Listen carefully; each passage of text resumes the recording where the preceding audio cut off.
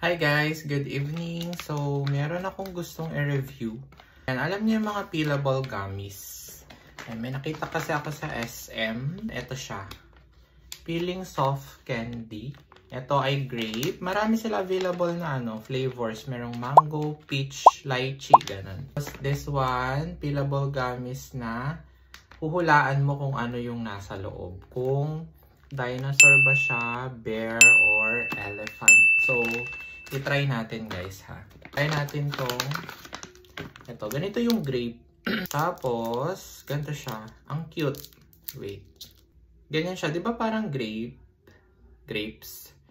Ayan. Tapos, ipipil mo siyang ganyan guys. Nasa loob yung nito eh. Ayan. Ito siya oh. Ayan. Clear siya na candy. Ayan. Para siyang gelatin pero siya. Makunat-kunat. Nakakaano din to guys. Sabi ko sa SM, sa international store. Ayan, parang nasa 100 plus yata ito. Tapos, masarap. Sakto lang yung lasang grapes niya. Siyempre, may flavorings na yan. Hindi naman yata siya pure. Flavorings na siya. Grape flavor. Tapos, try naman natin tong peelable gummies. Ayan, so try na natin to. Ayan, ganyan siya. May question mark siya. So, mag-guess na lang ako, bear. Hula ko dito, bear. Ayan. So, kukuha tayo ng tatlo. Kakain tayo ng tatlo. Ayan. Ito para siyang mango flavor. Ewan ko kung may flavor din. Mixed fruit flavor. So, parang mango ito. So, ipipil lang din natin siya. Ayan o.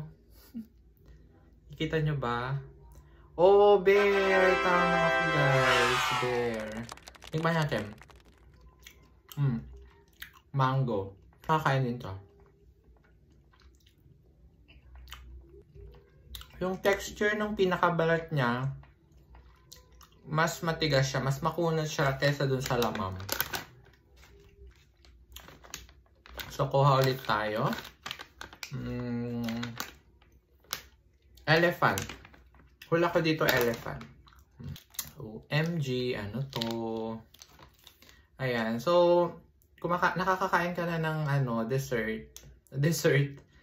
Tapos, may pa-surprise pa, diba? Ano to? Ay, dinosaur, guys. Dinosaur. Ang cute. Ang cute. Dinosaur ba to? Oo, dinosaur. Dinosaur. Anong flavor naman to? Pero yung balat nito, iisang kulay, guys. Yung gummies lang yung gummy lang ang iba-iba.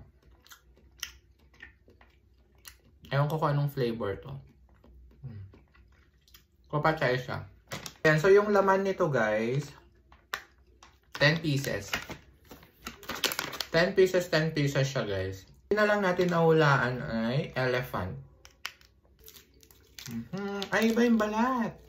Yellow din. Isa yung balat niya. Sana elephant. Elephant.